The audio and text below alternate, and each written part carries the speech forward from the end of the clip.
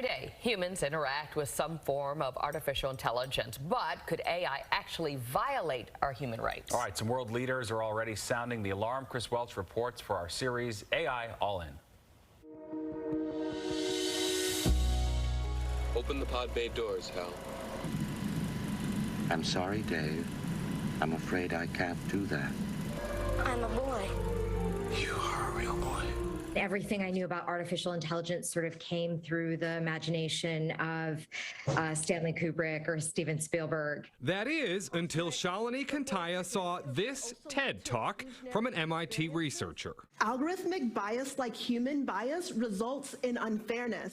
It inspired Kantaya, a filmmaker and a director, to put together Coded Bias, a documentary viewable on Netflix that explores the inherent biases in facial recognition. I got computer vision software that was supposed to track my face. That's MIT researcher Joy Bellamwini. It didn't work that well until I put on this white mask.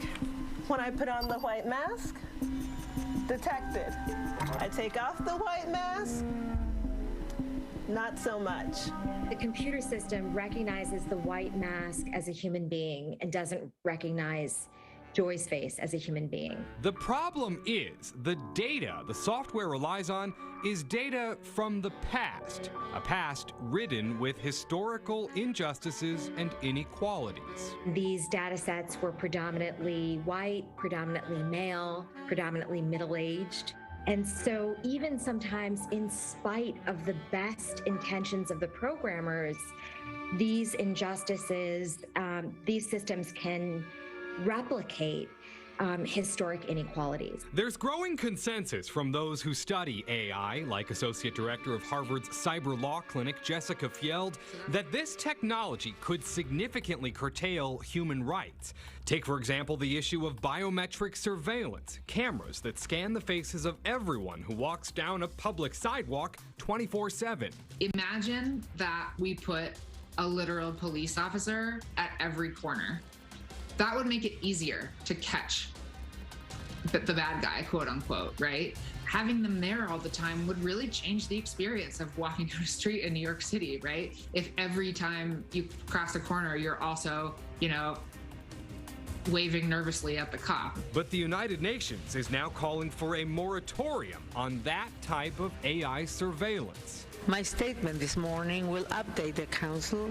In a September report, the UN's High Commissioner for Human Rights, Michelle Bachelet, demanded, quote, urgent action. She said we can't afford to continue playing catch-up regarding AI.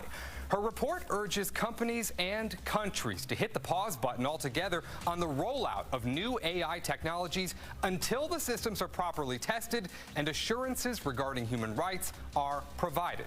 Now, remember that software that wouldn't recognize Joy Bellamwini's face until she put on that white face mask? What is so shocking and alarming about this is that this was not a technology that was being beta tested on a shelf somewhere. Kantaya says it was already actively being sold to both federal and local law enforcement agencies across the U.S. With no one that we elected, no one that represents we the people giving any kind of oversight. But in terms of that oversight, many experts believe it is coming. In fact, in April, the European Union proposed what's called the Artificial Intelligence Act, a legal framework, in a sense, says the EU's digital affairs spokesperson, Johannes Barkey. Consumers need to be sure that AI is checked, if it's risky, checked as thoroughly as any other technology before they are confronted to it. If passed, it could set global standards on AI regulation. But in the absence of legislation here at home, will Silicon Valley actually heed the UN's warning and go through the proper checks before new software rolls out? That's a big ask for some of these big tech companies. Certainly it is. That's why some experts believe the era of simply asking nicely needs to come to an end. Now, Chris Welch, Fox 5 News.